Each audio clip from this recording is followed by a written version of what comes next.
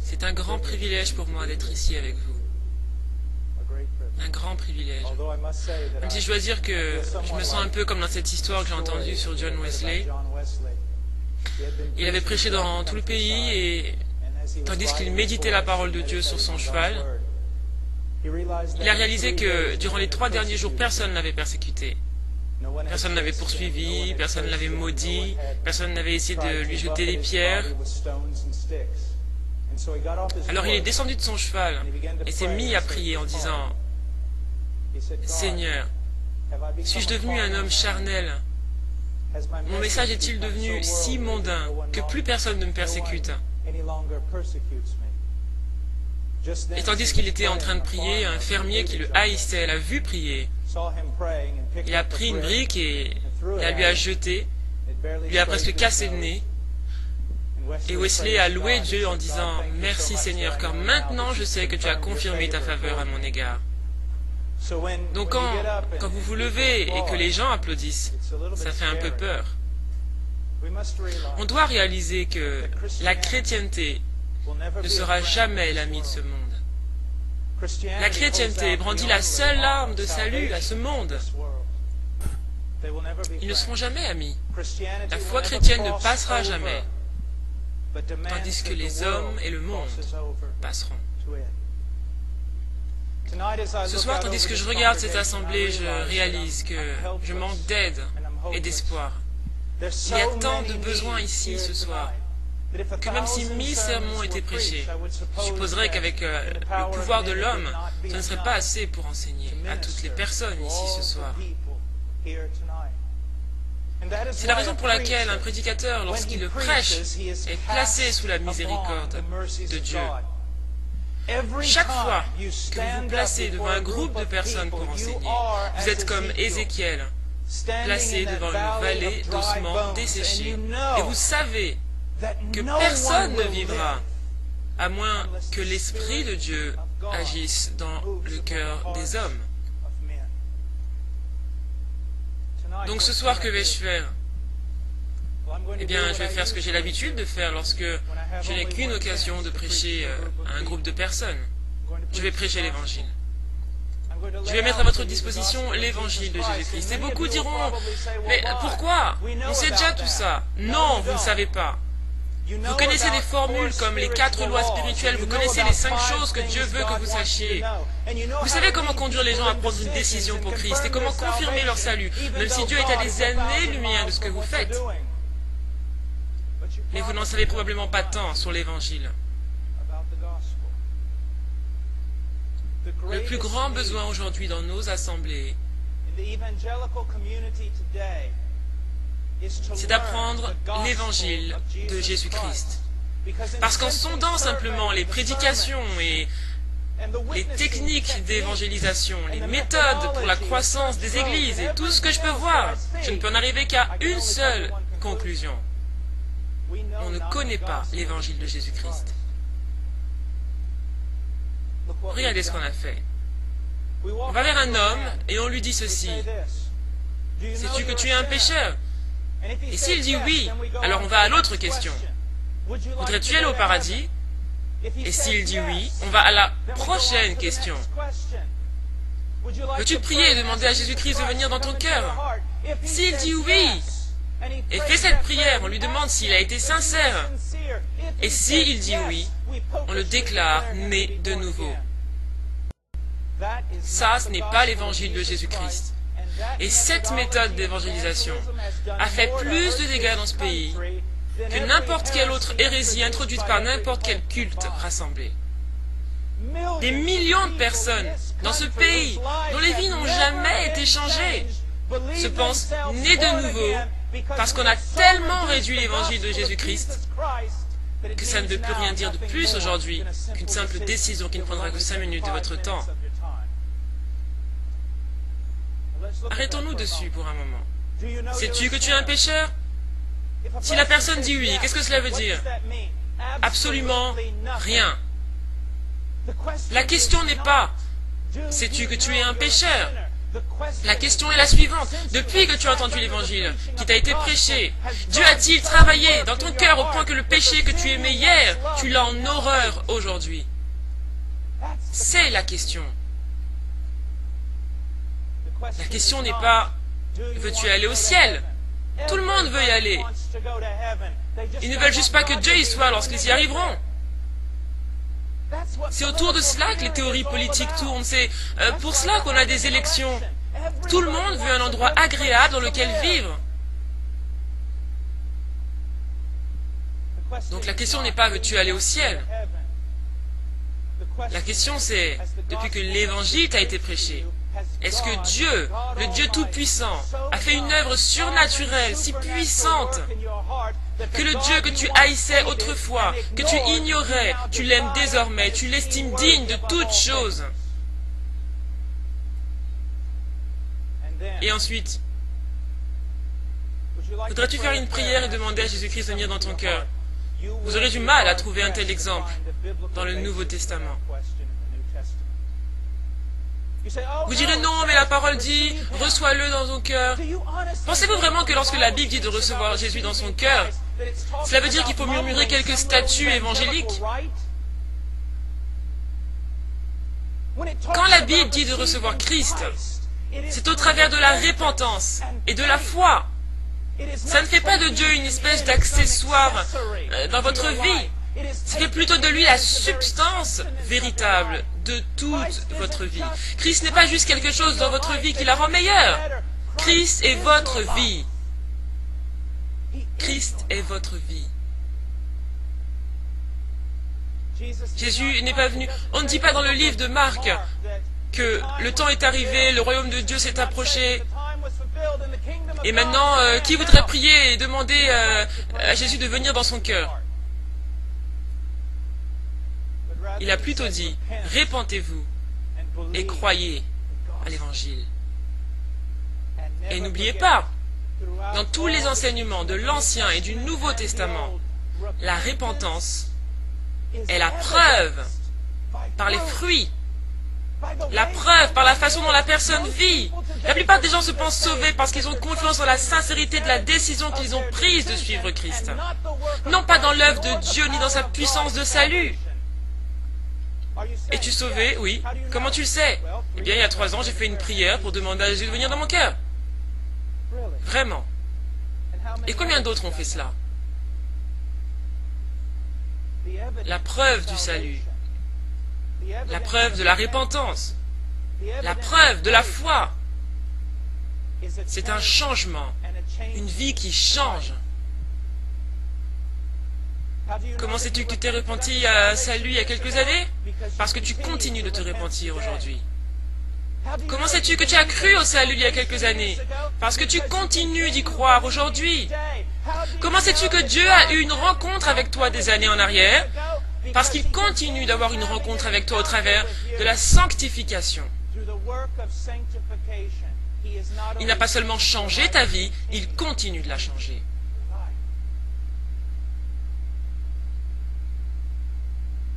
Mais l'évangile que l'on prêche aujourd'hui est un rituel.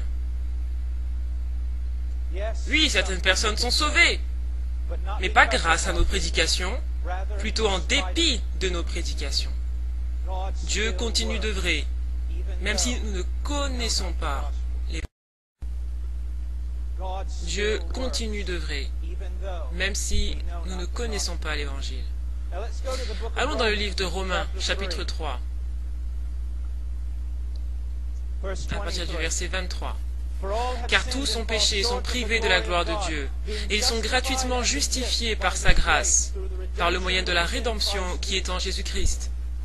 C'est lui que Dieu a destiné, par son sang, à être pour ceux qui croiraient, victime propitiatoire, afin de montrer sa justice, parce qu'il avait laissé impunis les péchés commis auparavant. Au temps de sa patience, afin, dis-je, de montrer sa justice dans le temps présent, de manière à être juste, tout en justifiant celui qui a la foi en Jésus. Où donc est le sujet de se glorifier? Il est exclu. Par quelle loi? Par la loi des œuvres? Non, mais par la loi de la foi. Spurgeon, Martin Lewis-Jones et les autres considéraient ce texte comme le résumé de la foi chrétienne. La ville fortifiée, la ville située sur une montagne. Beaucoup de théologiens ont dit que s'ils devaient perdre toute la Bible et ne pouvaient garder qu'un seul texte, ce serait celui-là. Parce que dans ce texte, il y a une portion, un fragment, une semence de l'Évangile. Bien qu'il y ait ici assez de matière pour nous faire étudier pour l'éternité, pourquoi est-ce que je dis une semence, un fragment de l'Évangile? Laissez-moi partager quelque chose de très important avant que nous commencions notre prédication. Aujourd'hui, beaucoup s'intéressent énormément à la seconde venue de Christ. Tout le monde veut savoir tous les détails sur la seconde venue. Vous comprendrez tout de sa seconde venue le jour où elle aura lieu. Le jour où Jésus reviendra, vous comprendrez tout sur la manière dont il va le faire. Et quand il va revenir, quel sera le signe précis le menant à revenir? Donc vous saurez tout sur son retour lorsqu'il reviendra. Mais vous passerez l'éternité au ciel sans même commencer à comprendre l'évangile de Jésus-Christ. Ce n'est pas un message parmi tant d'autres. C'est le message des Écritures et le message de la chrétienté. Mais le problème, c'est que ce n'est plus le message que l'on prêche en Amérique. Et je peux vous le prouver. Allez dans toutes ces librairies chrétiennes. Si on devait repenser à ce que l'on prêchait il y a 200, 300 ans, on verrait que le langage de la chrétienté tournait autour de l'Évangile.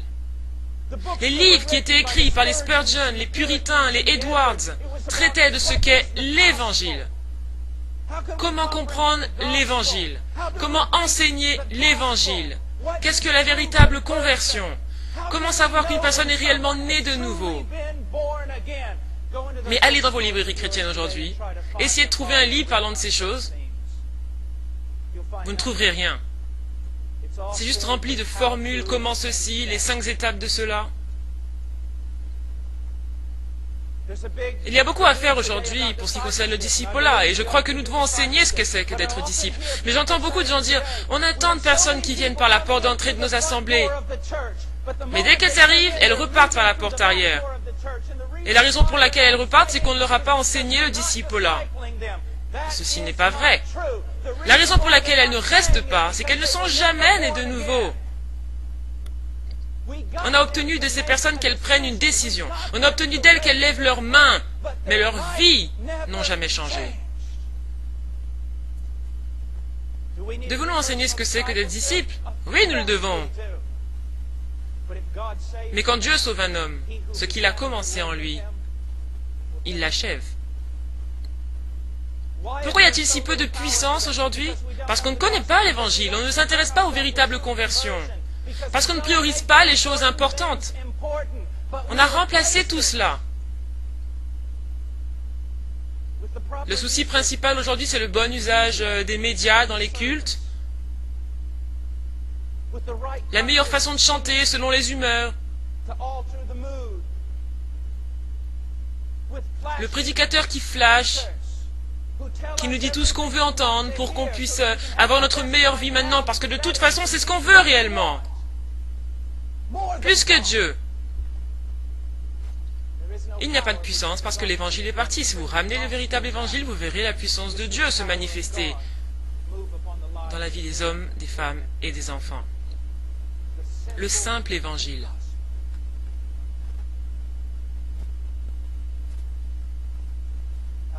Regardons notre texte. Car tous ont péché et sont privés de la gloire de Dieu. On ne comprend pas pleinement ce que cela veut dire. Parce que si c'était le cas, soit vous trembleriez de terreur parce que vous comprendriez que quelque chose ne va pas avec vous, ou vous vous réjouiriez au plus haut point en voyant ce dont Dieu vous a sauvé. Tous ont péché Pourquoi cela ne nous fait pas réagir? Parce qu'on ne comprend pas la nature innée du péché. Et pourquoi ne comprenons-nous pas la nature innée du péché? Parce qu'on ne sait pas qui est Dieu. On ne connaît pas Dieu. Je suis étonné lorsque je voyage dans ce pays et parle aux responsables des séminaires, d'études bibliques. Je leur demande, combien de semestres passez-vous à étudier les bases du christianisme? Simplement sur Dieu. Oh, on couvre ça en un mois. Combien de prédications aujourd'hui tournent-elles autour de Dieu? Même si je faisais un examen ce soir, je vous donne un morceau de papier et je vous demande d'écrire sur Dieu, écrire sur l'historique, le théologique.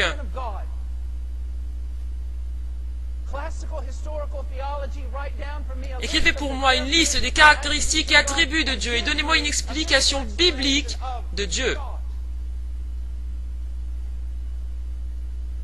Le peuple de Dieu périt par manque de connaissances.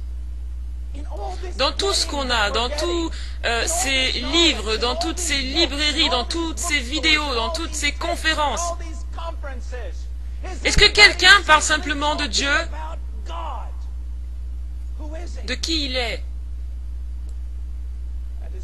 Et c'est la raison pour laquelle le dimanche matin est le moment le plus idolâtre de toute la semaine.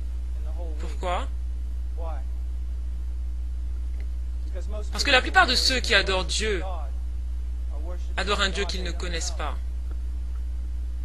Ils adorent un Dieu qui ressemble plus au Père Noël qu'au Dieu des Écritures. Ils adorent un Dieu qui est un pur produit de leur imagination. Ils ont créé un Dieu dans leur propre manquement. Ils adorent un Dieu qu'ils ont créé. Pourquoi cela? À cause du pupitre. Sur le pupitre, on ne fait pas ce qu'on est censé faire. Et qu'est-ce qu'il faut faire? Enseigner les hommes à propos de Dieu, afin qu'ils puissent savoir, à la lumière de sa révélation, où ils se trouvent et de quoi ils ont besoin. Tous ont péché. Cela nous parle d'un manque de conformité à la loi de Dieu.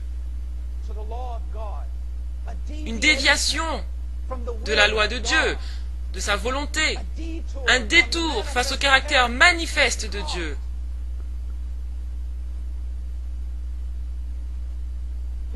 Imaginez ça pour un moment. Dieu se tient devant toute la création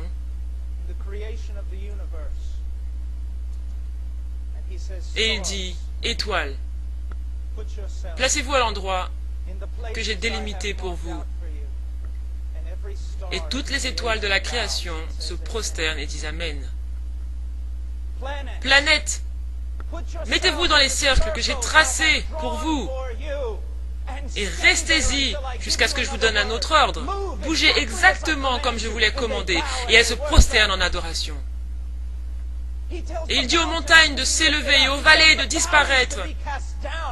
Et ces choses s'humilient devant lui.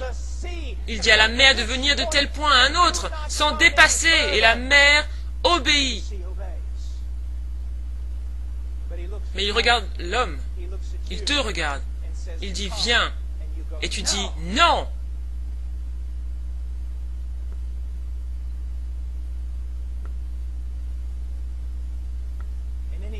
Dans chaque débat, dans chaque dialogue à l'université, le problème avec l'enfer, dans la pensée des hommes, c'est que cela dure éternellement.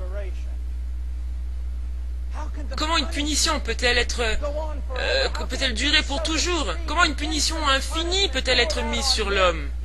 Parce qu'ils ont péché contre un Dieu infiniment digne. Le crime est puni d'une telle sévérité, parce que c'est un crime sévère. C'est un crime sévère à cause de celui contre lequel il est dirigé. Le Dieu de gloire. Et si l'homme ne comprend pas l'infinie valeur de ce Dieu, il ne peut pas non plus comprendre la terrible nature de son péché. J'ai entendu un prédicateur dire, nous ne prêchons pas sur le péché dans notre assemblée. Je peux lui dire que le Saint-Esprit de Dieu n'est pas vraiment à l'œuvre dans cette église ni dans ce ministère. Pourquoi? Parce que l'une des choses principales que le Saint-Esprit fait, c'est de convaincre le monde de péché. Donc si vous ne parlez pas vraiment du péché, alors comprenez que le Saint-Esprit n'est pas vraiment dans votre ministère.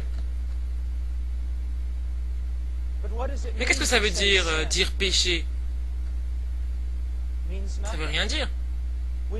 On vit dans un pays qui consomme le péché comme si c'était de l'eau. Les poissons ne savent pas qu'ils sont mouillés. De la même manière que les hommes ne savent pas ce que cela veut dire de pécher contre Dieu. Et pour cette raison principale, écoutez-moi, vous qui allez être prédicateur un jour, on ne doit pas être désagréable. On ne doit pas chercher sciemment à blesser les gens, à les briser. Mais sachez ceci, si vous voulez répandre la bonne nouvelle, vous devez parler du péché. Vous devez exposer le péché, vous devez le définir, vous devez expliquer cela en détail pour que la parole de Dieu déracine cela du cœur des hommes. Je peux appuyer ce que je dis. Il n'y a pas de théologie systématique dans la parole pour cela, mais le meilleur moyen de l'illustrer, c'est d'aller dans le livre de Romains. Et si vous lisez, vous verrez que le grand apôtre Paul, dans les 3 premiers chapitres, il fait tout ce qu'il peut pour une seule chose, condamner le monde entier. C'est ce qu'il a fait.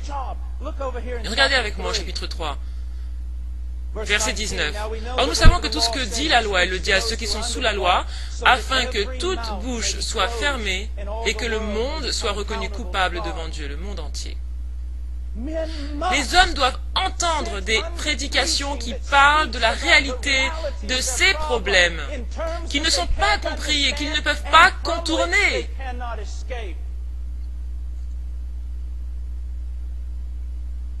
J'utilise souvent cette illustration. Si je devais agiter des clés devant un micro ce soir, cela ne vous rendrait probablement pas content.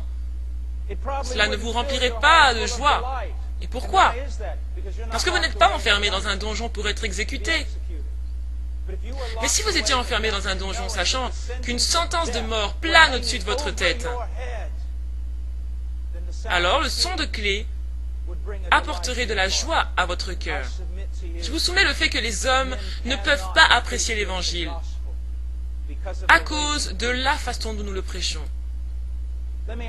Laissez-moi vous demander quelque chose. À midi aujourd'hui, où est-ce que toutes les étoiles sont allées? Quelqu'un les a-t-il mises dans un sac ou les a-t-il enlevées? Où sont-elles? Elles étaient là. Pourquoi est-ce qu'on ne peut plus les voir avec toute cette lumière? Parce que les étoiles, la beauté des étoiles, se manifeste dans l'obscurité. On peut dire la même chose de l'évangile de Dieu par la grâce de Jésus-Christ. Vous voulez que la grâce soit vue? Eh bien, elle se révèle dans la nuit obscure, afin que les hommes puissent voir ce qu'ils sont. Et pendant qu'ils voient ce qu'ils sont vraiment, ils ont leur cœur exposé, et là, ils verront leur besoin d'un sauveur. Mais au lieu de cela, vous jouez avec eux, vous les couvez, vous les protégez, vous protégez leur soi-disant estime personnelle. En faisant cela, vous damnez leurs âmes pour l'enfer.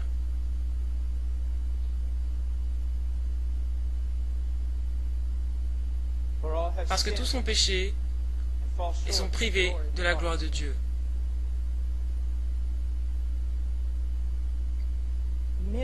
Les hommes ne sont pas juste rebelles. Ils sont aussi éloignés de ce qu'ils devraient être. Ils ont perverti leur être entier, l'essence de leur vie. Pourquoi a-t-on été créé? Pour quelle raison nos cœurs battent-ils? Pourquoi notre poitrine respire-t-elle? Il n'y a qu'une seule raison, c'est pour lui. Les hommes n'ont pas été créés pour eux-mêmes. Ce monde n'a pas été créé pour les hommes. Les hommes ont été créés pour Dieu. Et les hommes sont destitués. pervertis, désespérés, sans lui. N'est-ce pas étonnant? J'ai passé la plupart de ma vie dans le tiers-monde. Je reviens tout juste de ce qui est presque ma seconde maison, le Pérou. J'y étais pour un mois pour y prêcher. La pauvreté parfois dans le tiers-monde est absolument frappante. Les frères et les sœurs en Christ souffrent tellement. Mais quand je reviens aux États-Unis, je vois quelque chose. Je vois que nous, les Américains, sommes les chrétiens les plus riches qui n'aient jamais marché sur la surface de la terre. Nous sommes les chrétiens les plus protégés qui n'aient jamais marché sur la face de la terre. Et cependant, nous sommes les chrétiens les plus vides qui n'aient jamais marché sur la surface de la terre. Si vous allez dans ces soi-disant librairies chrétiennes, 70% des livres qui y sont nous montrent à quel point nous sommes vides. Et pourquoi sommes-nous vides? Nous sommes vides pour les mêmes raisons pour lesquelles Jésus ne l'a jamais été. Il a dit, j'ai à manger une nourriture que vous ne connaissez pas. Ma nourriture, c'est de faire la volonté de mon Père. De plus en plus, les assemblées évangéliques aujourd'hui sont devenues humanistes, humanistes, humanistes. Tout tourne autour des hommes. On prononce juste quelques paroles chrétiennes pour baptiser cela et lui donner une apparence chrétienne, mais tout tourne autour de vous. Tout tourne autour de vos besoins, tout tourne autour de votre estime personnelle. Non! Ce sont des discours sans fin qui retireront toute substance de vie en vous.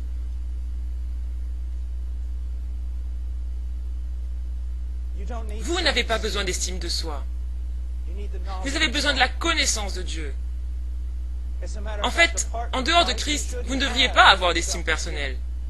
Et une fois en lui, vous savez que ce n'est qu'en lui que votre vie est ce qu'elle doit être. Les hommes ont besoin de Dieu. Ils ont besoin d'être tournés vers Dieu.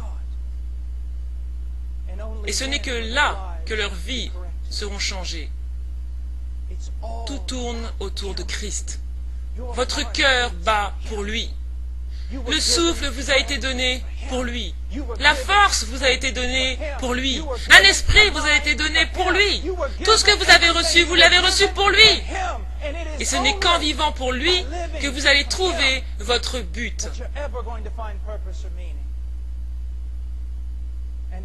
La signification de votre vie. Et même là, vous ne trouverez pas votre but. La signification de votre vie, si c'est votre but, et non pas Dieu. Parce que votre but devrait être sa gloire. Même si pour cette gloire, tous vos projets et ambitions sont détruits dans votre vie. Tout tourne autour de lui, non autour de nous. Et c'est ça le problème fondamental avec l'humanité. Et le problème fondamental de la chrétienté américaine. Maintenant, tout tourne autour de nous. J'ai écouté le message d'une église qui a grandi récemment et est devenue très très grande. Quelqu'un a demandé au pasteur, mais qu'avez-vous fait pour cela? Il a répondu, eh bien on satisfait simplement les besoins de tout le monde. C'est pas ça une église. Et qu'est-ce qui se passe lorsque vous ne pouvez pas répondre à tous leurs besoins? Que se passe-t-il lorsqu'il y a des soldats qui se tiennent à la porte et qui disent, si vous confessez Christ, on vous prend tout, votre maison, la jolie maison que Dieu vient de vous donner, votre voiture, ce joli vêtement-là que vous portez et que Dieu vous a donné. Si vous construisez votre assemblée ou votre chrétienté sur cela, Dieu va répondre à tous vos besoins, alors vous n'aurez pas de chrétienté. Vous aurez un humanisme au plus haut point et un Jésus rendu serviteur de l'homme. Les anciens prédicateurs nous ont laissé une grande leçon. Ils disaient parfois ceci. Vous devez croire en Jésus-Christ, vous devez vous repentir et vous devez le servir, même s'il vous envoie en enfer, parce qu'il mérite la repentance, il mérite la foi, il mérite le service, même si vous ne tirez strictement rien de lui.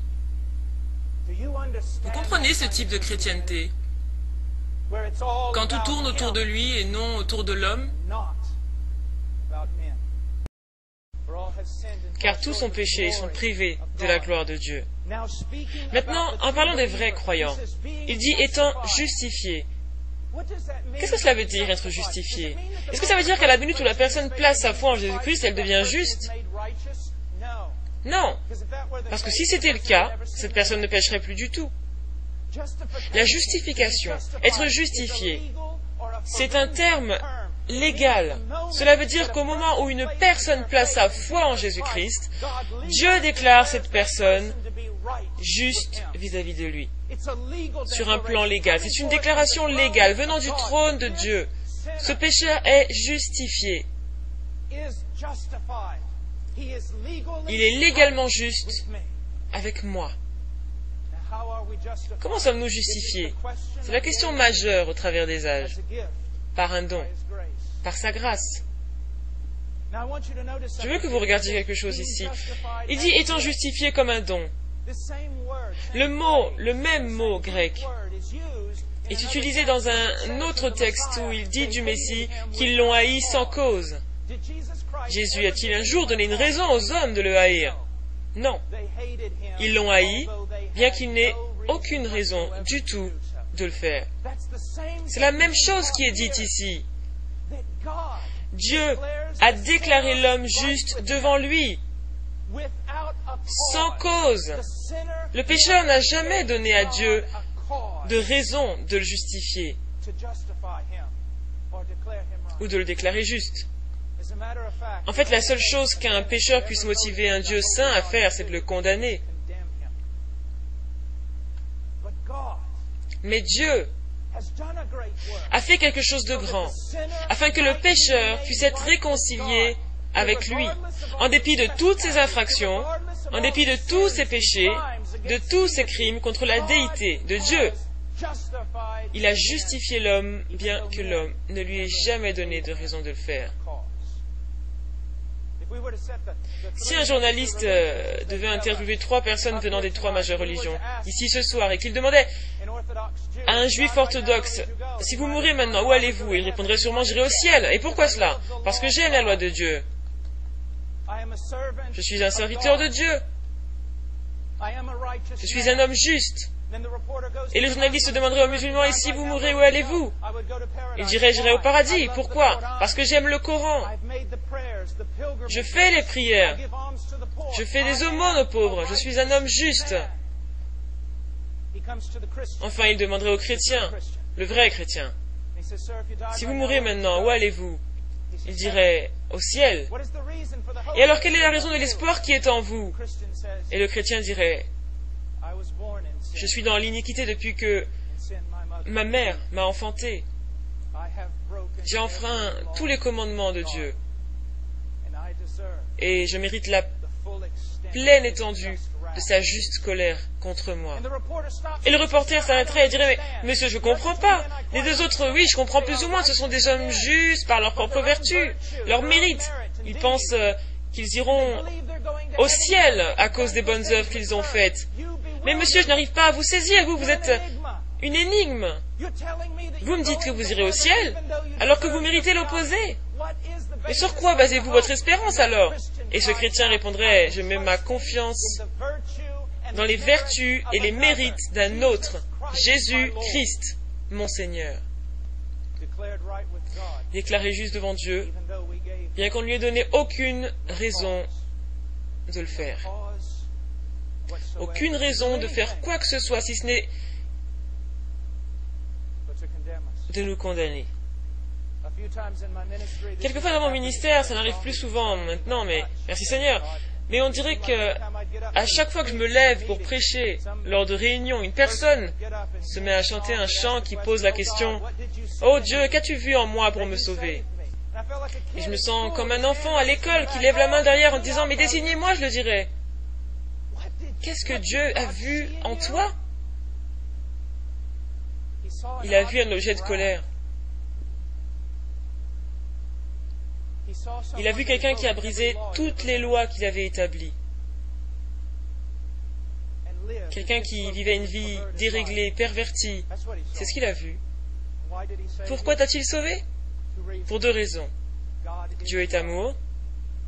Deuxièmement, pour démontrer sa gloire, sa miséricorde, ses attributs, pas seulement au monde, mais même au-delà.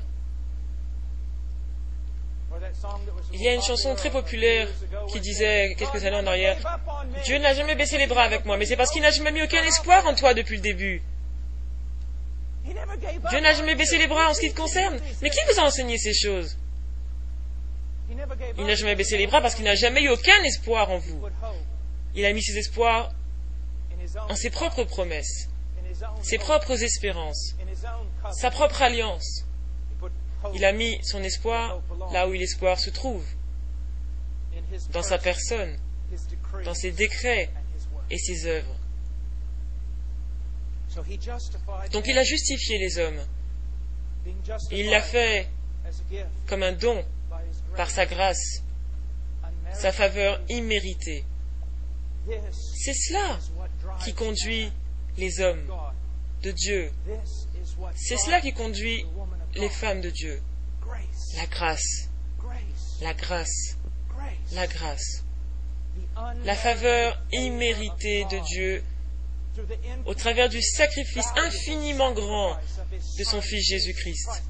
Nous sommes des prisonniers de la grâce. Nous sommes devenus des prisonniers de l'espoir, des prisonniers de l'Évangile. Je dois vivre pour lui. Pourquoi? La grâce qu'il a manifestée à mon égard dans la personne de Jésus-Christ. Je suis contraint par cet amour. Il dit que nous sommes sauvés par grâce. Et il continue en disant au travers de la rédemption. J'ai oublié son nom, j'aurais dû m'en souvenir, mais j'ai entendu parler d'un vieux puritain. On raconte qu'il lisait quelques paroles des Écritures, et après les avoir lues, il s'asseyait avec les lèvres tremblotantes, parce que certains mots étaient presque trop sacrés pour être dits.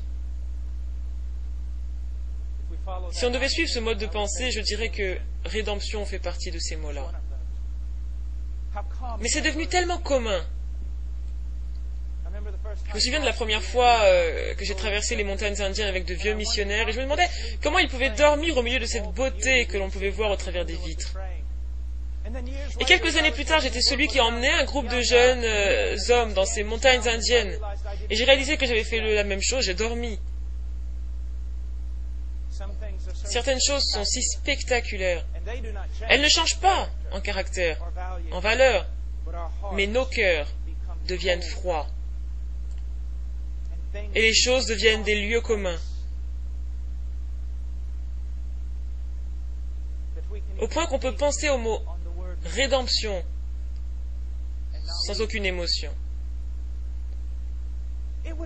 Ça aurait été suffisant d'être acheté, parce que c'est ce que ce mot veut dire. Acheter une personne, la rendre libre un esclave en payant le prix. Ça aurait été assez. Si on avait été acheté avec de l'or ou de l'argent, ça aurait suffi, si ça avait été quelque chose de valeur au ciel. Mais ça a été le sang du propre Fils de Dieu. Et une fois encore, cette vérité est ce qui doit nous conduire. J'ai apprécié ce qu'un jeune homme a dit ici tout à l'heure. La chrétienté, ce n'est pas de la moralité. Il y a beaucoup de gens moraux qui vont aller en enfer. La chrétienté va résulter, oui, dans une vie de moralité biblique. Mais la chrétienté n'est pas une affaire de moralité. Ça tourne autour de lui. Il n'est pas juste question d'être des gens bien ou de faire des choses bien. Il est question d'une passion, d'un cœur en feu, parce qu'il réalise qu'il a été racheté avec le sang du Fils de Dieu. Nous avons été rachetés. Et comme il le dit ici dans le texte, cette rédemption se fait en Christ Jésus. En Christ Jésus. C'est peut-être le fragment le plus puissant dans la Bible, en Christ Jésus. Paul était si familier avec cette phrase que Lorsqu'on lit le premier chapitre d'Éphésiens, la moitié du chapitre, c'est juste une longue phrase dans laquelle est répétée encore et encore, en lui, en Christ, dans le bien-aimé. Vous êtes ici ce soir dans une sphère ou dans une autre. Vous êtes en Adam et condamné, ou en Christ et justifié. Un jeune homme est venu me voir un jour et m'a dit, « Tu as raison, frère Paul, tu as raison. Jésus est tout ce dont nous avons besoin. » Je lui ai dit, « Jeune homme, Jésus est tout ce que nous avons. Pas juste tout ce dont on a besoin. En dehors de lui, il n'y a rien. » Vous avez besoin de comprendre que cette grande lettre aux Colossiens ne nous enseigne pas seulement que le monde a été créé par Christ et pour Christ, cela a été créé en Christ. Tout ce qui est en dehors de Jésus-Christ n'est pas la réalité. Tout ce qui est en dehors de Jésus-Christ est absolument absurde. En dehors de Jésus-Christ, il n'y a que la mort. Il n'y a rien en dehors de lui. Il n'y a pas de réalité, il n'y a pas de logique, il n'y a pas de sens, il n'y a pas de raison. Rien ne marche. Tout a été fait pour être en Christ.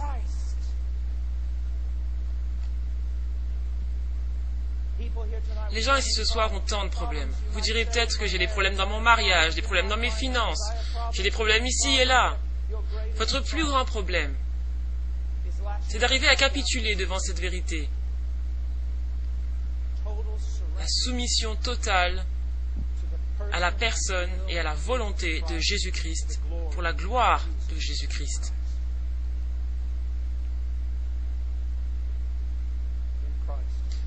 En Christ, que Dieu a exposé publiquement afin d'être une victime propitiatoire, une propitiation. Peut-être qu'après le nom de Dieu, celui-ci est le mot le plus important dans la Bible.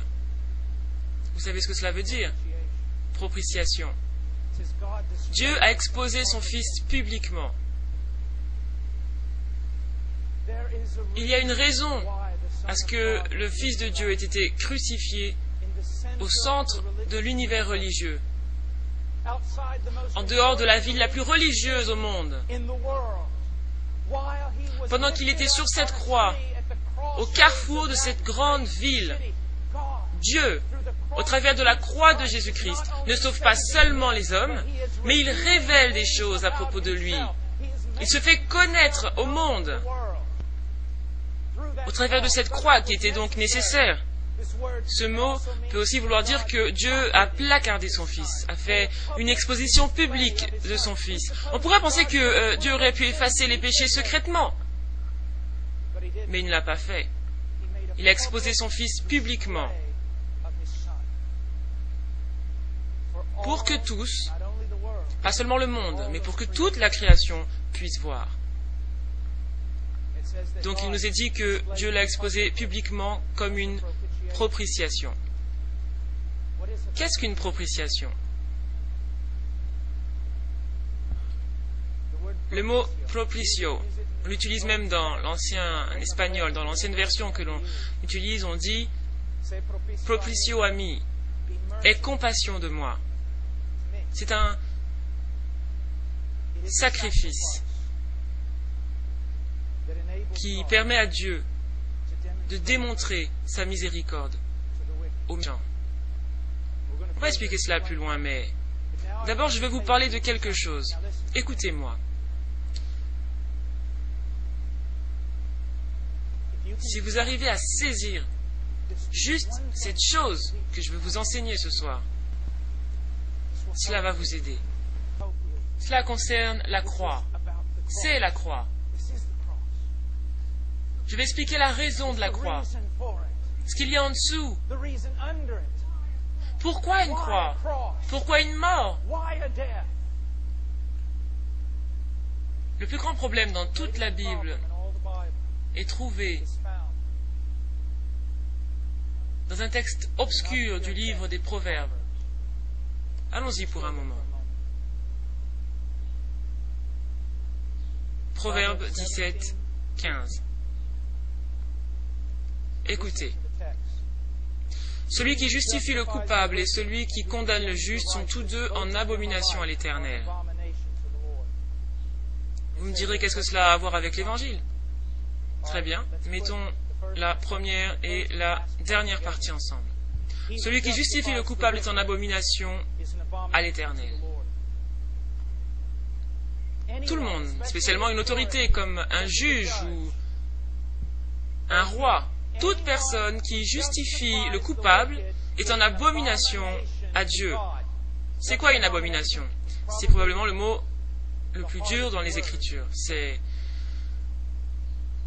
quelque chose de dégoûtant, de vain, de mauvais, de méchant au plus haut point. Donc quiconque justifie un homme méchant, quiconque déclarant un homme méchant juste, est une abomination devant Dieu. Vous avez vu où est le problème? Ces dernières 25 minutes, qu'est-ce que j'ai dit? Dieu a justifié le méchant. Et cependant, la parole ne peut pas être évincée. Justifier le méchant est en abomination à Dieu. Pourtant, l'Évangile ne tourne qu'autour de cela. Et beaucoup d'entre vous ne l'ont jamais entendu. Le plus grand problème dans toutes les Écritures est celui-ci. Si Dieu est juste, il ne peut pas vous pardonner. Vous direz pourquoi? Par cette question, vous démontrez que vous êtes un enfant de votre culture qui n'y connaît rien en justice. Dieu est saint. Dieu est juste. Dieu ne peut juste pas détourner son dos du péché. Il ne peut pas juste regarder par-dessus votre péché. Il ne peut pas vous pardonner comme cela. Si Dieu est juste, il doit vous juger avec justice, et un juste jugement signifie votre mort et l'enfer pour toujours. La plus grande question de toute la Bible, c'est comment Dieu peut-il être juste et en même temps être le justificateur des méchants? Regardez ce que Paul dit au verset 26. De montrer sa justice dans le temps présent, de manière à être juste et justificateur. Voici le problème. C'est autour de cela que tourne la croix. C'est le dilemme divin. Si Dieu est juste, comment peut-il justement pardonner des hommes méchants et les déclarer légalement justes devant lui? Laissez-moi vous donner une illustration que j'ai utilisée des millions de fois. Imaginez que vous ayez quitté votre maison pour écouter ce message ce soir et en rentrant, vous trouvez votre famille assassinée. Et vous voyez l'assassin se tenir devant les derniers membres de la famille à qui il reste un brin de vie. Il leur tord le cou et les jette au sol en riant. Il essaie de fuir, vous le poursuivez, vous l'immobilisez au sol, vous attachez ses mains, vous appelez la police. La police vient, embarque cet homme qui a assassiné votre famille entière et l'enferme. Ensuite, à la date arrêtée, il l'emmène devant le juge. Le juge regarde cet homme qui a tué votre famille entière et il dit « Je suis un juge très aimant, je te pardonne. Tu peux t'en aller. » Quelle serait votre réaction? Vous demanderiez justice. Vous rédigeriez des articles et appelleriez les chaînes de télévision. Vous écririez au Congrès et vous diriez « Il y a un juge qui est bien plus méchant que le criminel qu'il a pardonné. » Il y aura quelque chose en vous qui va crier pour la justice. Cela ne peut pas se passer ainsi. Et le juge de toute la terre doit-il pas à plus forte raison bien faire? J'ai entendu des évangélistes dire ceci, sans savoir qu'ils blasphémaient et disaient des hérésies contre Dieu. Je les ai entendus dire, au lieu d'être juste avec toi, Dieu a été aimant. Vous savez ce qu'ils disent? Que l'amour de Dieu est injuste. Que Dieu peut être injuste. Il y a même au sein de notre race humaine des gens qui aiment injustement. Ils aiment injustement, ils démontrent l'affection de la mauvaise manière. Vous ne pouvez pas dire, tout en étant biblique, qu'au lieu d'être juste, Dieu a été aimant. L'amour de Dieu doit être juste. Dieu doit satisfaire la justice qui vous accuse à cause de vos péchés. Maintenant, Ce n'est pas comme certains le supposent. Certains diront, est-ce que tu dis qu'il y a cette règle de justice à laquelle même Dieu doit se soumettre? Non, ce n'est pas du tout ce que je dis. Ce que je dis, c'est que Dieu lui-même est juste. Et que Dieu est parfait, conforme à tous ses attributs. Afin de pouvoir pardonner le méchant, la justice de Dieu doit d'abord être satisfaite et la colère de Dieu apaisée. Quelque chose doit, et c'est un mot très important, vous pouvez le regarder dans le dictionnaire, quelqu'un doit s'interposer. Quelqu'un doit intervenir. Quelqu'un doit faire quelque chose. Et ici, il n'y a que deux parties, l'un étant Dieu et l'autre l'homme. On ne place pas d'espoir en l'homme. Dieu lui-même doit intervenir pour satisfaire sa justice et apaiser sa colère et rendre possible l'expression de son amour et de son salut envers des hommes méchants. Maintenant, laissez-moi aborder quelque chose qui va sûrement vous offenser. Je vais parler un moment de la haine de Dieu. Puis-je vous poser une question? Combien parmi vous, et levez vos mains, ont déjà entendu un sermon sur la haine de Dieu?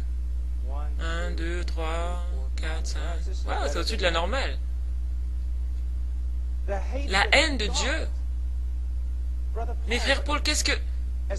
Comme une jeune fille disait, Dieu ne hait pas. Dieu est amour. Donc il ne peut pas haïr. Non, Dieu est amour, donc il doit haïr. Avant qu'on aille dans les Écritures, laissez-moi vous en donner une idée. Est-ce que vous aimez les bébés? Moi, oui. J'en ai plein à la maison. J'aime beaucoup les bébés. Et le plus dur dans mon ministère, c'est d'être éloigné d'eux. Même s'ils font 2 mètres, ils restent mes bébés. Donc, si j'aime les bébés, je dois haïr l'avortement. Est-ce que vous aimez les juifs? Moi, oui. Donc, vous devez haïr l'Holocauste. Est-ce que vous aimez les Afro-Américains? Alors, vous devez haïr l'esclavage, alors. Je suis désolé. Il n'y a pas de neutralité. Vous voyez, si vous aimez vraiment ce qui est juste, ce qui est parfait, ce qui est bon, il y a aussi une animosité, une inimitié envers tout ce qui va à l'encontre de ce standard. Dieu aime tout ce qui est juste, tout ce qui est vrai, tout ce qui est bon, tout ce qui est vertueux. Mais verset après verset dans la Bible, nous voyons que sa haine se manifeste contre la méchanceté. Je pourrais le retirer si vous vouliez. Je pourrais garder le silence. Mais je ne serai pas fidèle à Dieu en faisant cela. Laissez-moi vous donner un bon texte. Allez à Psaume chapitre 5. Juste pour un moment.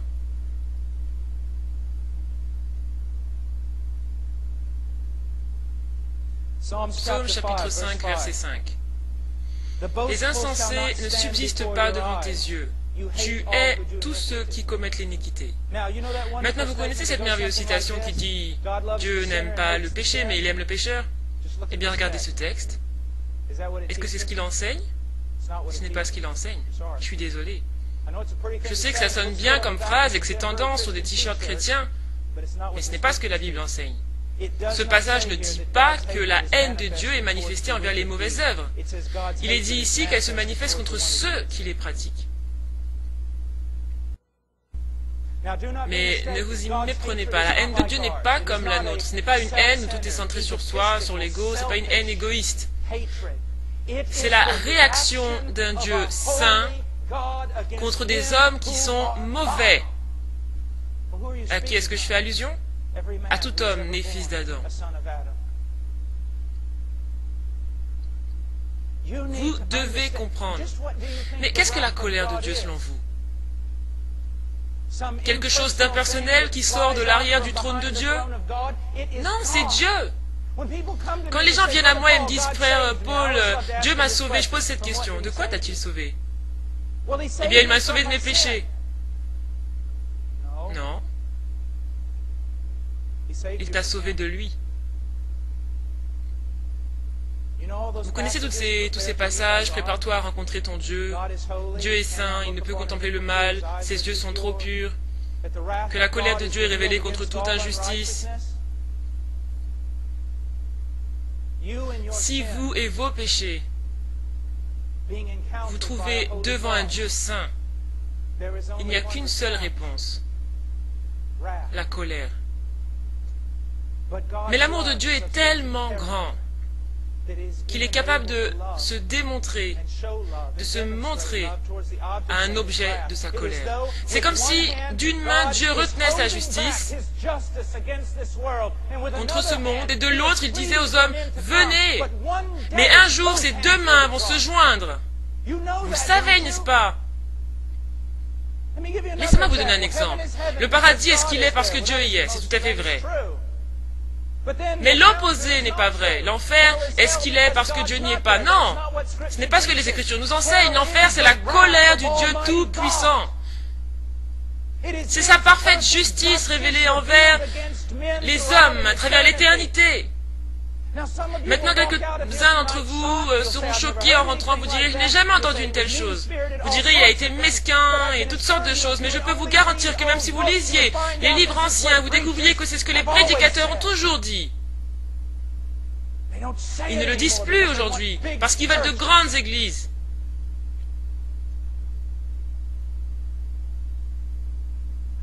On doit avertir les hommes.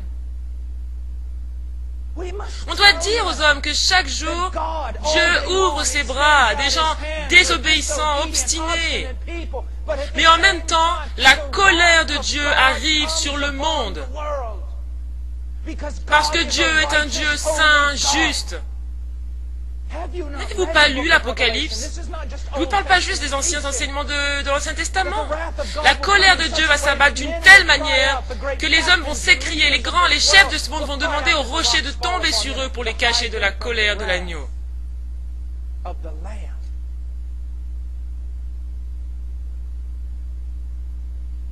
La colère de Dieu. Oh, moi je n'y crois pas. Ce que tu crois n'a pas d'importance face à ce que la parole enseigne. Il y a bel et bien une colère de Dieu, qui est le résultat de sa justice, de sa sainteté, et même de son amour et de sa bonté. Dieu peut-il être aimant et ne rien faire contre la méchanceté? Non. Dieu peut-il être bon et ne rien faire contre le mal? Absolument pas. Dieu va juger les hommes. Il va le faire. Mais la question est la suivante. Qui peut alors être sauvé? Voici notre réponse. La croix de Jésus-Christ. Vous direz, mais que veux-tu dire, frère Paul? La croix de Christ. Quand Christ était sur cette croix, quand il est mort, avec sa mort, il a satisfait la justice de Dieu. La Bible dit tous ont péché et sont privés de la gloire de Dieu. La Bible dit que le salaire du péché c'est la mort. Dieu est devenu un homme, a vécu une vie parfaite sous la loi, est allé sur cette croix et est mort à la place de son peuple. Et en mourant de cette façon, il a satisfait la justice divine. Il a apaisé sa colère. Maintenant, regardons un moment, pendant le temps qu'il nous reste, à la croix.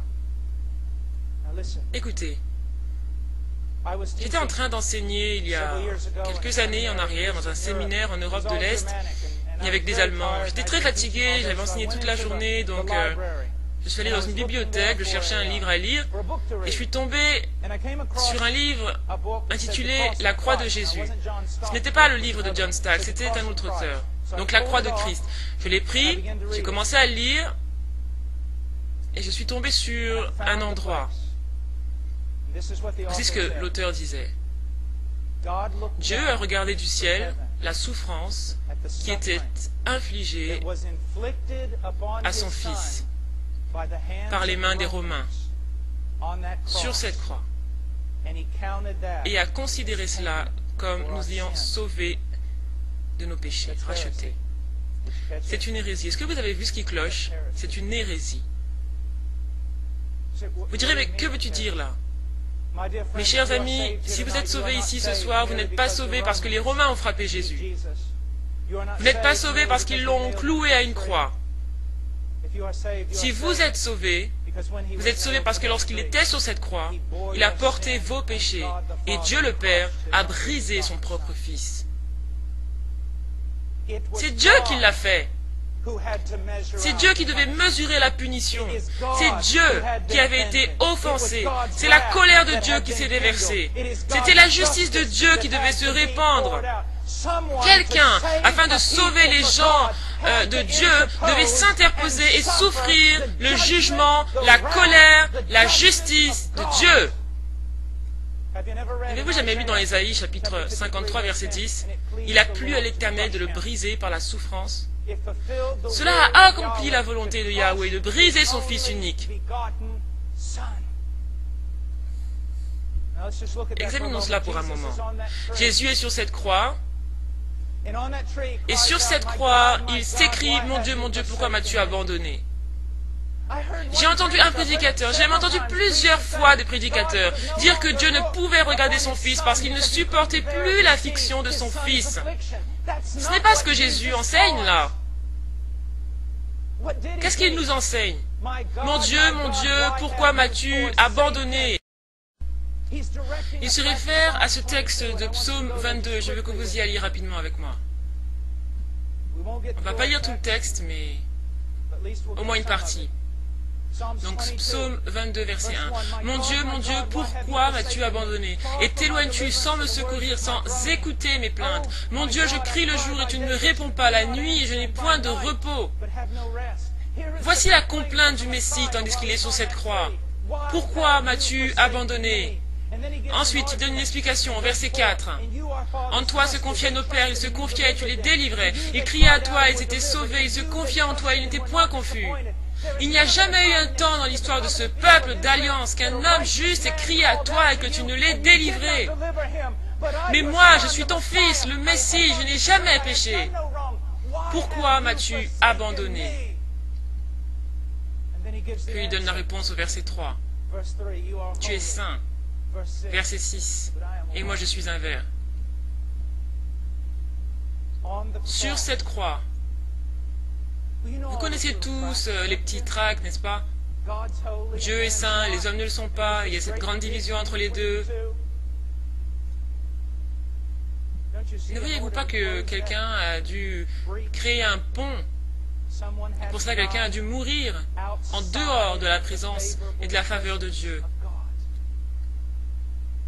Quelqu'un a dû porter le péché. Quelqu'un a dû devenir une malédiction. Quelqu'un a dû devenir comme ces chefs de sacrifice. Les leaders d'Israël venaient et posaient leurs mains sur ces chefs pour transférer symboliquement les péchés d'Israël sur elles. L'une était égorgée, l'autre était mise hors de la ville pour errer dans le désert et ensuite y mourir.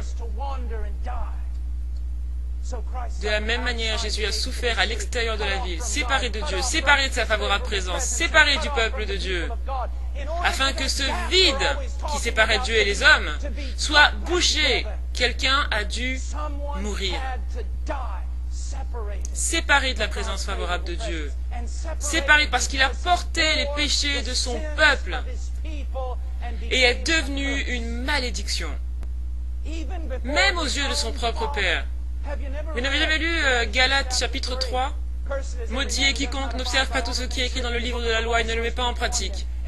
Tout homme ayant ne serait-ce que brisé une seule loi est sous la malédiction. Qu'est-ce que cela veut dire d'être sous la malédiction? C'est une chose très difficile. C'est une idée horrible. Je vais le dire de cette manière. Être une malédiction veut dire que devant un saint Dieu et un saint paradis, on serait si mauvais dans nos péchés, si vains, que la dernière chose qu'on verrait juste avant d'aller en enfer serait toute la création se levant sur ses pieds et applaudissant Dieu parce qu'il se débarrasse de nous. Il continue dans Galates 3,13 en disant « Christ nous a rachetés de la malédiction de la loi. » Comment? Étant devenu malédiction pour nous.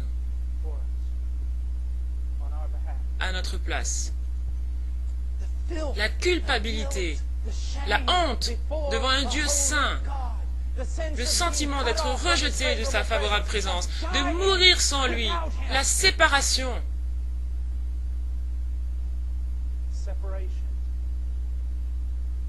Et ensuite, pas juste la séparation, mais aussi la colère.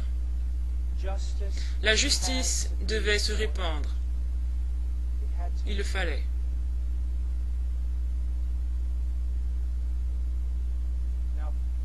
Maintenant, elle se répandra chez certains d'entre vous.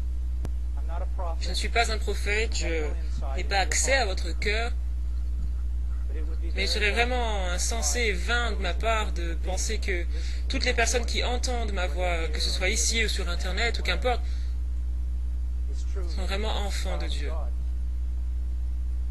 La colère sera déversée chez certains d'entre vous au travers d'un enfer éternel, à cause des crimes que vous avez commis et allez continuer de commettre pour toute l'éternité. Le salaire de votre cœur contre la souveraineté de Dieu. Mais sur cette croix, la colère de Dieu, la justice de Dieu ont été déversées sur son Fils bien-aimé. Comme je l'ai déjà cité, il plut à Dieu de le briser. Vous savez, quand Jésus est dans le jardin et dit à 3 reprises que cette coupe s'éloigne de moi, j'ai entendu des prédicateurs dire la coupe était la croix, la coupe était les clous, la coupe c'était les Romains. C'est absolument grotesque. Parce que si c'était le cas, dites-moi comment expliquer que le capitaine de notre salut n'ait pas été aussi brave que ses propres disciples.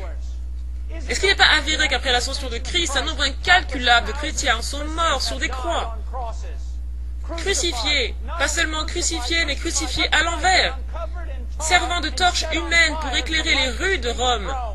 Et cependant, certains d'entre eux montaient sur ces croix en chantant des hymnes remplis de joie. Donc vous voulez me dire que les disciples de Jésus vont sur la croix chantant des hymnes remplis de joie, mais le capitaine de notre salut, le Messie lui-même, est pris de lâcheté dans un jardin et refuse d'y aller? Pensez-vous vraiment que le Dieu de gloire ait eu peur des coups? Qu'y avait-il dans cette coupe? Tout au long de la Bible, on nous dit ce qu'il y avait dans cette coupe. Si je devais résumer tout ce que les prophètes ont dit et assembler tout cela, je dirais, à cause de l'iniquité et de la rébellion des nations, je leur donnerai la coupe de ma colère et je les forcerai à boire, ils agoniseront, ils mourront. Quelqu'un a dû boire la coupe de la colère de Dieu afin de satisfaire sa justice. Sur cette croix, Christ a pris la coupe de la colère et l'a bu. C'est comme l'histoire d'Abraham et d'Isaac. Tandis qu'ils vont sur cette montagne pour offrir un sacrifice, il offre son fils unique. Ce vieil homme prend un couteau, le lève et s'apprête à tuer son fils. Et lorsque l'homme est sur le point de le faire, tandis qu'il abaisse le couteau pour le tuer, Dieu l'arrête. Vous direz, quelle merveilleuse fin! Mais ce n'est pas la fin. C'est une analogie. Des années ont passé, et le Fils unique de Dieu est sur cette croix. Et Dieu lève ses mains sur le corps de son Fils unique. Il baisse le couteau, puis l'égorge.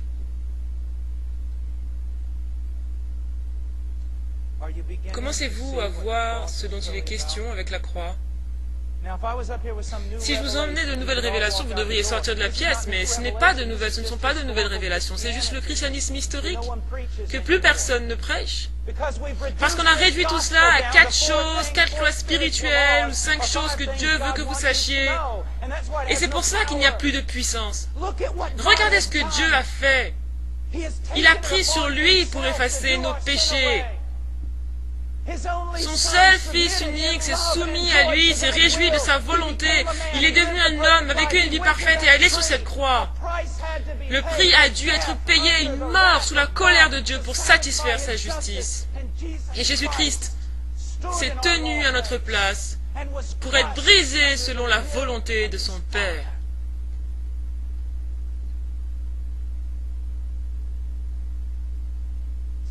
Donc il a bu cette coupe, et lorsqu'il a dit « tout est accompli », il a renversé la coupe, et pas une seule goutte n'en est sortie.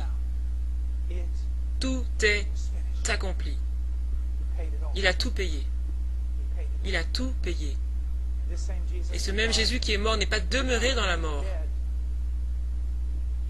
Il a vengé son Père sur cette croix. Vous dites comment, frère Paul? Il a prouvé une fois pour toutes que Dieu est juste, même s'il justifie le méchant. Voici les accusations faites contre Dieu durant toute l'histoire humaine. Pouvez-vous imaginer le diable? Qu'est-ce qu'il a fait, le diable? Il a péché, et une parfaite justice a été faite contre lui. Il n'y avait pas besoin d'explication. Dieu est juste, Satan a péché, et la justice a été faite. Mais ensuite, il y a le péché d'Adam. Est-ce que vous pouvez imaginer les accusateurs de Dieu?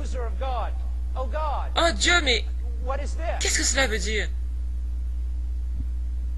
Moi, je pêche, et justice.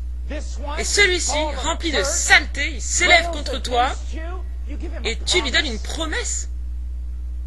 Non mais qu'arrive-t-il à ta justice? Oh, et Abraham, il est ton ami maintenant. Où est ta sainteté, Dieu? Oh, Israël, ton peuple, combien de fois ont-ils commis l'idolâtrie contre toi? Combien de fois aurait-il dû mourir? Et David, un homme selon ton cœur? Qu'arrive-t-il à ta justice, Dieu? Il y a 2000 ans, Dieu a donné sa réponse. Voulez-vous savoir comment je peux épargner les hommes depuis le commencement, même leur père Adam? Voulez-vous savoir comment je peux appeler Abraham mon ami? Voulez-vous savoir comment je peux appeler David un fils? Parce que voici mon fils maintenant, mourant pour eux tous. Donc Dieu est juste. Pourquoi? Il a puni nos péchés, mais il a puni nos péchés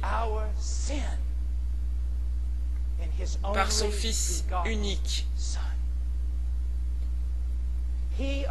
Lui seul était qualifié pour cela.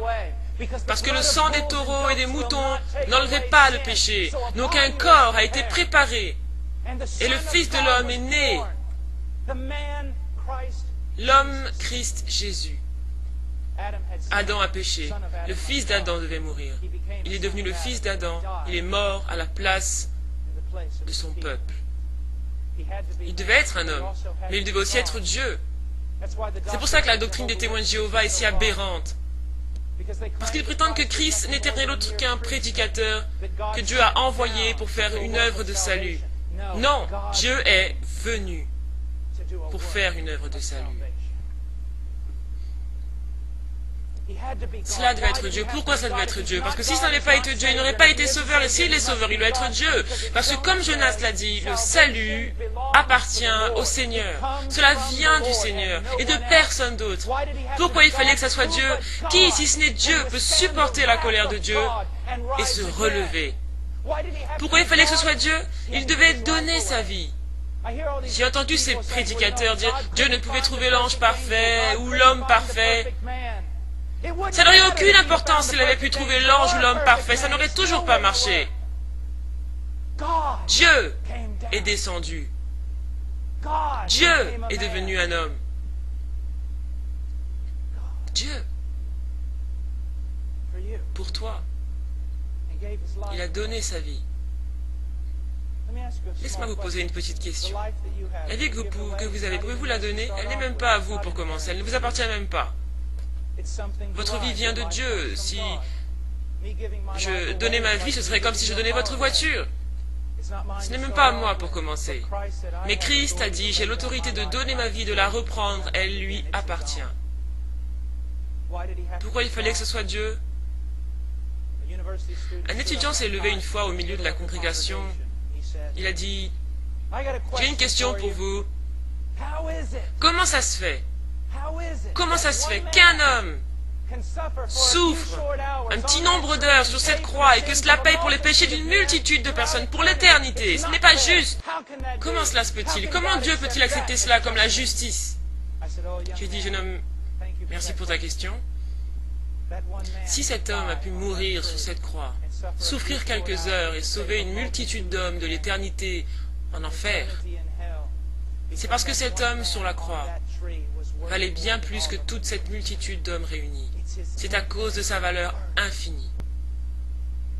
Il est mort et il est ressuscité des morts. Donc tandis que Christ a vengé son Père en mourant sur la croix, le Père a vengé son Fils en le ressuscitant des morts. C'était la déclaration publique de Dieu que mon Fils, ce qu'il a fait sur la croix, paye pour les péchés de mon peuple et paie une fois pour toutes.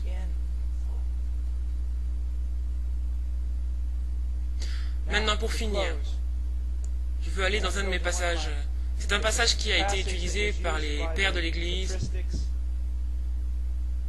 C'est appelé le psaume de l'Ascension. Psaume 24, verset 7.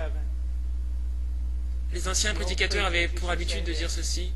Christ est ressuscité d'entre les morts, et 40 jours plus tard, il est monté au ciel. Il est monté comme Christ, l'homme. Christ, le Fils de Dieu. Christ, le Dieu homme. Il est arrivé devant les portes du ciel qui se sont élevées. Verset 7. Portes élevées vos linteaux, élevez-vous, portes éternelles, que le roi de gloire fasse son entrée. Pouvez-vous imaginer le choc? C'est comme si les anges se tenaient de l'autre côté de la porte et disaient « Qui se tient devant cette porte? Aucun homme n'est jamais passé par là. Qui oserait mettre ses mains sur les poignées de cette porte et penser être digne de passer par là ?» Et la réponse suit. Porte, élevez vos linteaux, élevez-vous, portes éternelles, que le roi de gloire fasse son entrée. Christ, le roi de gloire. Christ, le Dieu homme. Christ s'est fait homme pour nous. Et il est entré dans la gloire et s'est assis à la droite de son Père. Et maintenant, Dieu ne vous demande pas de faire une petite prière de 5 minutes et de demander à Jésus de venir dans votre cœur. Non, ce n'est pas ce qu'il fait. Vous me direz, j'ai été sauvé de cette manière. Oui, c'est possible que vous ayez été sauvé de cette manière. Mais la Bible dit, Dieu commande aux hommes en tout lieu de se repentir de leurs péchés, de croire en l'Évangile, de produire des fruits dignes de la repentance. Vous direz, frère Paul, parles-tu d'un salut par les œuvres? Absolument pas. Je parle d'une doctrine perdue dans l'Église. Et veuillez me supporter un instant de plus. Je ferme ma Bible en signe de bonne foi. Après cela, je m'en vais. Mais supportez-moi un moment.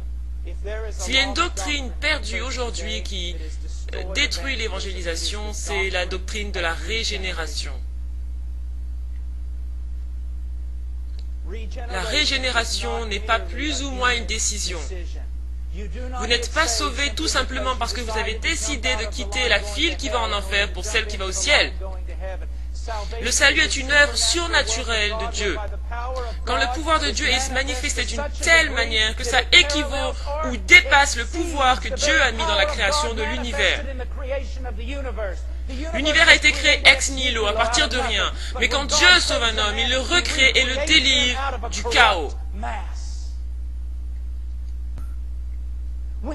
Quand les gens se sont réellement repentis, quand les gens ont vraiment cru, il y a une œuvre de régénération qui s'opère au travers de laquelle la personne devient une nouvelle créature. Et en tant que nouvelle créature, elle a une nouvelle nature et va vivre une vie différente. La preuve de la régénération n'est pas une décision prise un jour durant une campagne évangéliste. La preuve de la régénération, c'est que vos vies ont été transformées. Pensez-vous que Dieu ne transforme que quelques-uns de ses enfants? La doctrine du chrétien vivant charnellement de manière continue est une hérésie totale. Est-ce que les chrétiens pêchent? Oui. Est-ce que les chrétiens peuvent chuter dans la chair? Oui. Est-ce que les chrétiens peuvent montrer de l'immaturité pour un moment? Oui. Mais est-ce que les chrétiens peuvent vivre une vie sans Dieu mondaine tous les jours de leur vie? Absolument pas. Pourquoi? Parce que le salut est une œuvre surnaturelle de Dieu, selon laquelle celui qui est en Christ est une nouvelle créature. Et les nouvelles créatures vivent d'une nouvelle manière.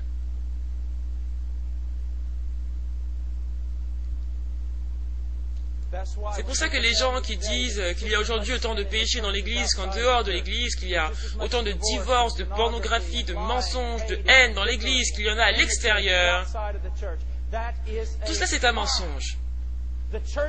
L'Église de Jésus-Christ en Amérique aujourd'hui est belle, elle est brisée, elle est confessionnelle, elle marche avec son Dieu. Et quand elle pêche, cela brise son cœur et elle retourne à lui. Le problème c'est que ce que vous appelez l'Église n'est pas l'Église.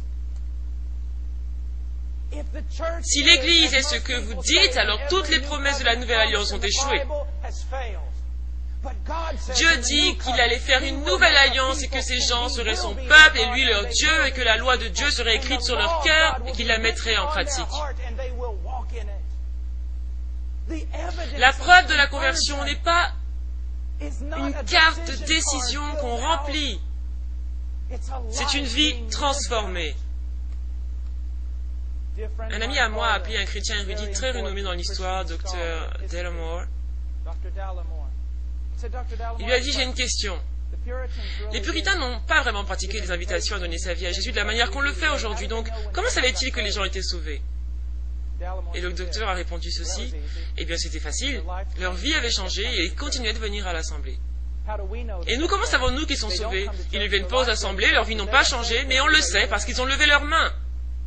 Regardez ce qu'on a fait. Regardez. Regardez.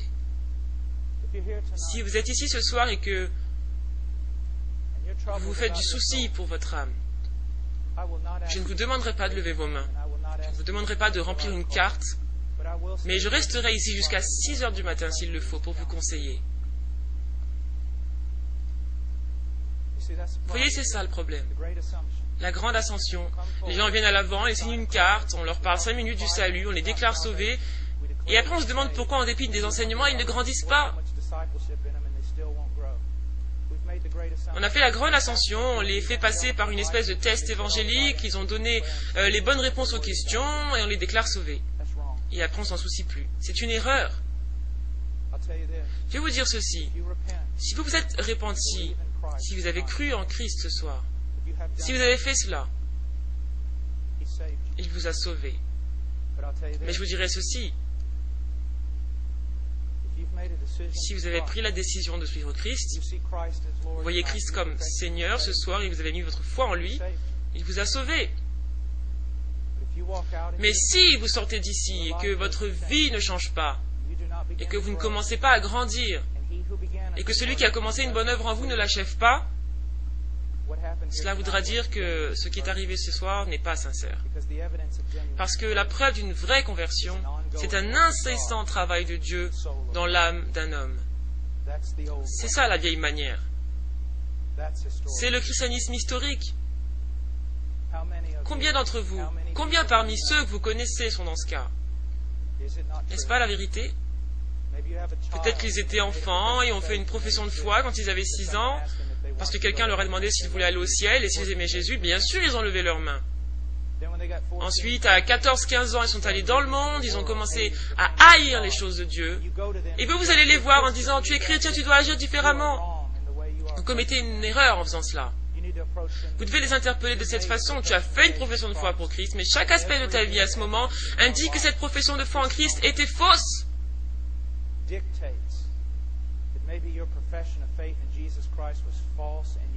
Tu es toujours dans ton péché et si tu meurs, tu iras en enfer. Maintenant, rends ton appel et ton élection certaine, repens-toi et viens à Jésus. Vous avez vu à quel point notre chrétienté est devenue superficielle? Oh, mes chers amis, ces choses ne devraient pas être ainsi, mais elles le sont. Réveillez-vous au véritable évangile, pas la version réduite. C'est un évangile de grâce, un évangile de puissance. Et celui qui commence une bonne œuvre l'achève. Prions.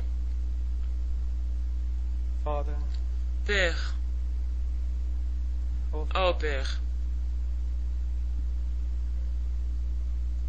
tant de paroles,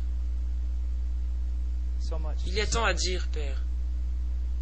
J'ai bien peur que parfois je ne te fasse pas confiance, j'essaye de tout enseigner de fond en comble.